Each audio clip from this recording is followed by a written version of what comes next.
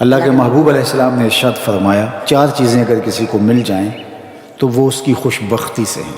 ان میں سے ایک الدار الواسع، کشادہ گھر، دوسرا وزوجۃ حسنہ، صالحہ، پاکیزہ، عفت مآب، نیک فرما بردار بیوی اس سے مراد ہوتی ہے۔ بیوی کا صالحہ ہونا، خوبصورت ہونا، نیک ہونا، فرما بردار اور مطیع ہونا، خاوند کے اوپر تحکم کا مزاج نہ رکھنے والی ہونا، خاوند کے مال میں اور اس کی آبرو میں خیانت کرنے والی نہ ہونا، یہ بیوی کی خوبیاں ہیں۔ ایک روایت میں آیا کہ جب تم اسے دیکھو تمہیں خوش کر دے، اور ایک روایت میں صالحہ بیوی کی تعریف یہ کی گئی جو دینی امور میں تمہاری مددگار ہو۔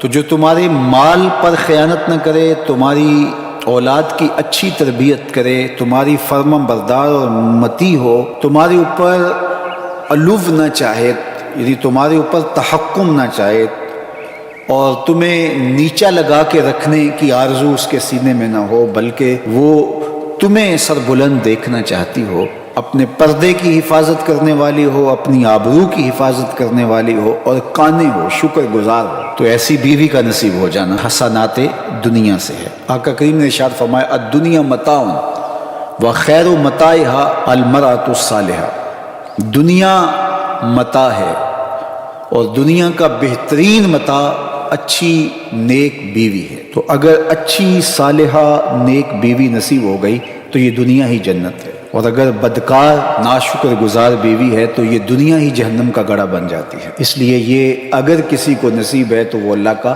شکر ادا کرے، اور یہ اللہ کی عنایت ہے کسی پر جو اللہ نے مقسوم کی ہے۔ تو یہ چھوٹی نعمت نہیں ہے، یہ بہت بڑی نعمت ہے۔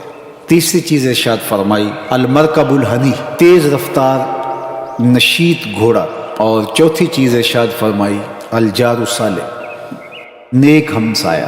تو کسی کو نیک ہمسایہ نصیب ہو، کشادہ گھر مل جائے، نیک صالح پاکیزہ مزاج خاتون نصیب ہو جائے، اور اپنی ضرورت کے لیے اچھی سواری مل جائے، تو وہ دنیا کی خوش نصیبی اور دنیا کی فیروز بختی سمیٹ چکا ہے۔ یہ 4 چیزیں ہماری زندگی کی خوش نصیبی میں سے ہیں۔